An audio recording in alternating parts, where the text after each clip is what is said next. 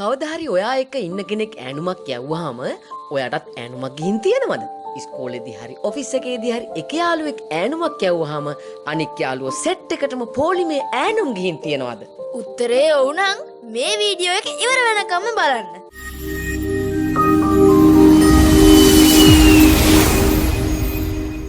දන්නවද?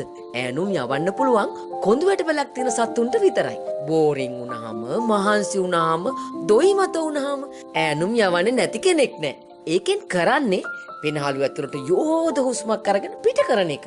එතකොට එක්කෙනෙකුට වෙන මේ වැඩේ ළඟ ඉන්න අනික් අයට බෝ වෙන්නේ කොහොමද? විද්‍යාඥයෝ නම් කියනවා ඈනුමක් කියන්නේ ලොකු හුස්මක් අරන් පිට කිරිල්ලක් විතරක් නෙමෙයි කියලා. කෙනෙක් තව කෙනෙක්ට දක්වන සහකම්පනමය ප්‍රතිචාරයකුත් වෙන්න පුළුවන් බව. සහකම්පනමය ප්‍රතිචාරයක්? ඒ මොකක්ද අප්පයි? සහකම්පනය කියලා කියන්නේ අපේ ළඟ ඉන්න කෙනෙක්ට දැනෙන හැඟීම් වලට සමාන හැඟීම් අපටත් දැනෙනවා කියලා පෙන්වන එකයි. අපේ මොළයේ තියෙනවා සහකම්පනය වගේ අපි සමාජයක හැසිරෙද්දී ඕන වෙන හැඟීම් ක්‍රියාත්මක වෙන ප්‍රදේශයක්.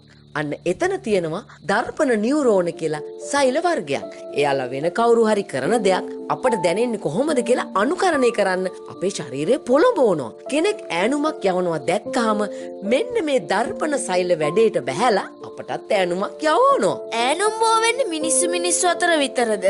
නැහැ. චිම්පන්සියන්ට, බල්ලන්ට, සිංහයන්ටත් මේ වැඩේ වෙනවා. දැන් ওই දර්පණ නියුරෝන වලින් බෝ කරන්නේ ඈනුම් විතරයිද?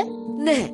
හිනා වෙන එක, අඬන එක, බය වෙන එක, මූණාරි කොණ්ඩේ අතගාන එක, කතා කර කර ඉන්න අනික් කෙනාගේ හඬේ ටෝන් එකටම අපිත් කතා කරන එක වගේ දේවල් වලටත් වග කියන්නේ මෙයාලා තමයි.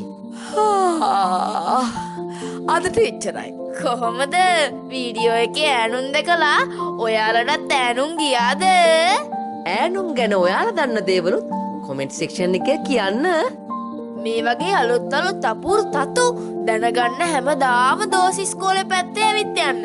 තවමත් කරලා නැත්නම් මේ දැන්ම අපිව සබ්ස්ක්‍රයිබ් කරන්න. ගිහින් එන්න.